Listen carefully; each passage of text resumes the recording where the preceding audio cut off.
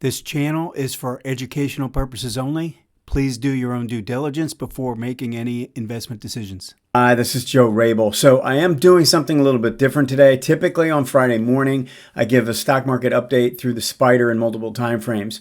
I did that for yesterday or Wednesday's stock chart show. All right, I do go through all the market conditions there.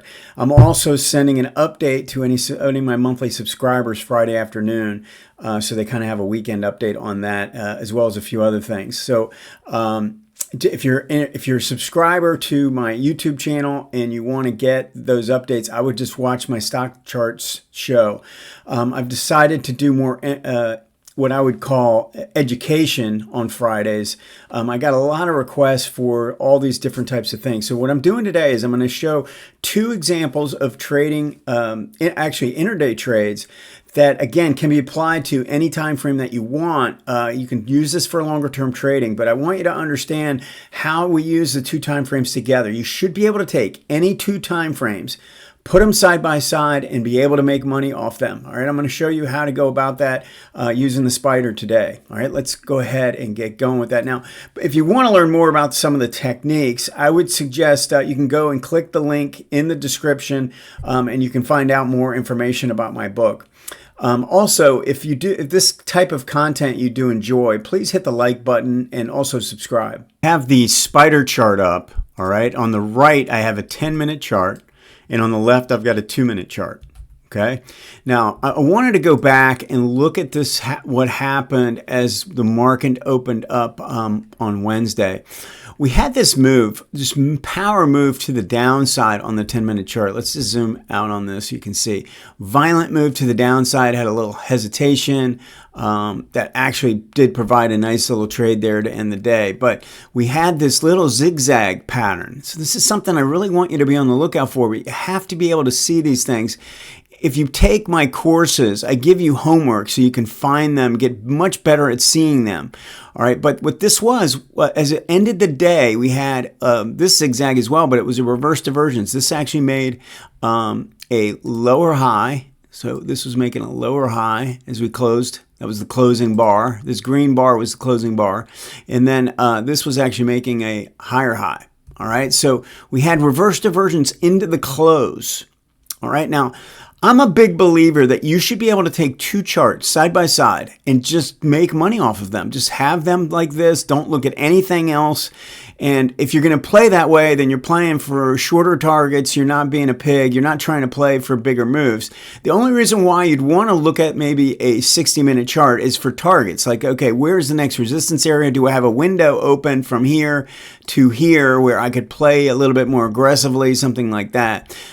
So I think, for the most part, though, you should be able to take a trade using the higher time frame as a setup and the lower time frame as a trigger, and go from there. So I'm going to give you two examples of that today. So again, we closed the day like this.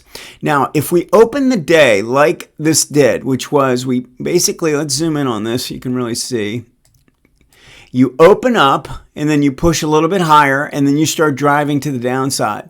All right. If I see that, and I know it was a miniature little gap. I mean, but it was inside the body of the bar, the closing bar, that 10-minute bar. It wasn't like a gap down below the low of the bar or anything like that. You're inside that bar. You opened up, you push a little higher, and then you move to the downside. Unless there's no trigger on the shorter term time frame, I'm very interested in playing something that closes like this. If we have a closing bar that is essentially a setup and we trigger on the next opening bar, as long as it's not a big gap, I'm pretty interested.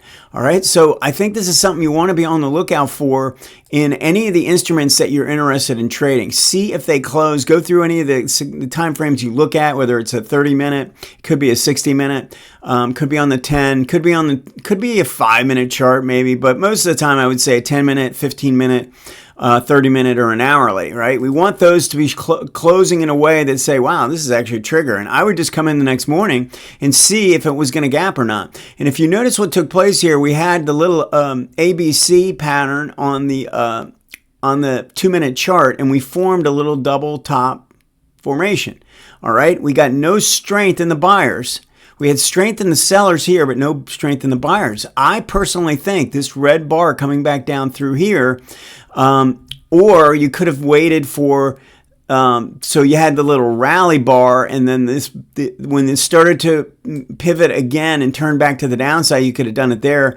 As long as this is back below its signal line, you could wait for the zero line cross if you want, but I'm kind of looking at this as a double top here. And when that formation takes place, because there's not a big gap, you can go ahead and play that. All right. You use your 2 ATR stop and take targets along the way. You should have been in and out of this by 10 o'clock, basically. So that's one example. There's another example here that happened in the afternoon. And I want to make sure you see this because it's crystal clear. I did this for years looking for one specific thing. Now, first off, on the higher time frame, we have a lower high, lower high, lower high. All red bars. We're making the open is below the close. That's why they're red, right? Open below the close. 3 consecutive bars in a row. Okay. Now it does come in the form where it goes below the 18 MA, but we have a beautiful pinch. Now it's just below the zero line. But if you notice what happened, red was really not that strong. It barely made a little move at all. So the sellers are not that strong. We have made 3 consecutive red bars. That's really important to me. 3 consecutive red bars that are all lower highs where the open is below the close. That's 3 red bars in a row with lower highs. I'm telling you, you want to be on the lookout for a reverse when that happens. Now, this actually reversed and it pushed higher and then it turned back. And this is really where I wanted to focus in on the 2-minute chart.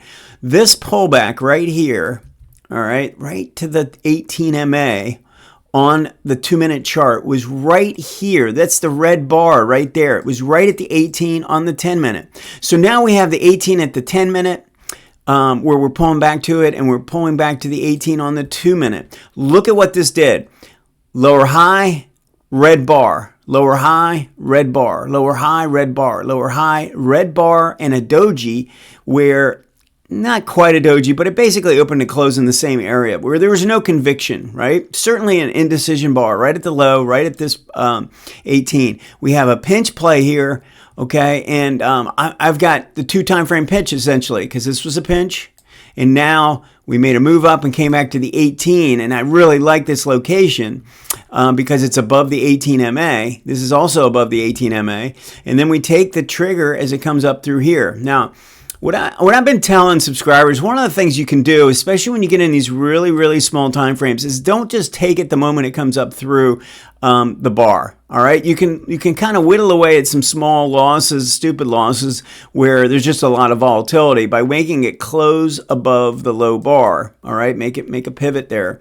If we do that, you buy it there, you use your 2 ATR stop, and hopefully you're putting your stop's going to end up being below these 2 moving averages, and then you see how far this can go. Take your targets, use 2 ATRs is a great way to do it, even on a 2-minute chart. Take those targets along the way. If you see divergence, and this is kind of important, let's say I take a target, take another target, and then it moves up, and it starts to show signs of divergence here where it's petering out. You can really see the DI.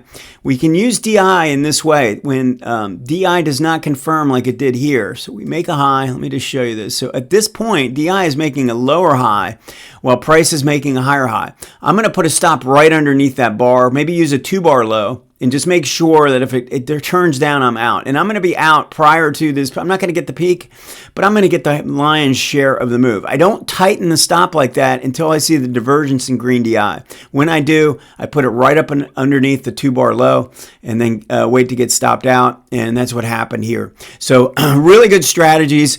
Pinch play on the MACD, the reverse divergence or the reverse divergence signal with a lot of strength in the momentum. You look for those, and I really think you're gonna be able to find them in all different time frames. If you want to do these on monthly, weeklies, go ahead and do that. you're certainly welcome. But I really think that you got to get good at these, and you got to get good at seeing the reverse divergence. All right. Pinches, I think, are a lot easier for people to find. They can see that. It's really easy to locate them. You can see that on the 2-minute. You can see it on the 10-minute. It's the reverse divergence that tricks people up a little bit. Go and practice. Go and look for them. And I think you'll be very pleased. Okay, that's it for today. Click the link in the description if you want to learn more about some of these techniques. Have a great trading day.